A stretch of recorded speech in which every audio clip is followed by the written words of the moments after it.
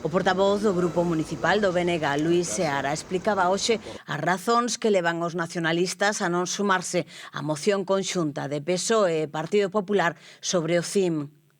Nós o que lle plantexamos é que sentido ten convidar ao Partido Popular o que non convidamos para debatir sobre a situación económica do Concello por considerarlo responsable desta situación de Ourense para falar do desmantelamento do Servizo de Igualdade como se o Partido Popular fora, pois, non sei, non tivera ningún tipo de responsabilidade sobre o que está acontecendo. Jácome é alcalde porque o Partido Popular decidiu que fora alcalde, no pasado mandato e no actual. Por tanto, quen forma parte do problema, desde o noso punto de vista, nunca pode ser parte da solución. E por iso nos decidimos presentar a nosa iniciativa, que será debatida, e que eles vayan do ganchete e presenten a súa iniciativa. Debatiremos as dúas e, en todo caso, me imagino que non debería de haber moito problema para que haxa acordo respecto das dúas iniciativas.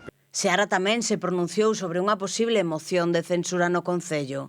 Nos dixemos que na medida en que o Partido Popular pida disculpas á veciñanza, rache o acordo con Jácome, a partir de aí se abre un escenario e nese novo escenario o Bloque Nacionalista Galego valorará. Pero nós creo que temos sido moi claros ao longo de todos estes anos a respecto de que Partido Popular e Jácome son as dúas caras dunha mesma moeda.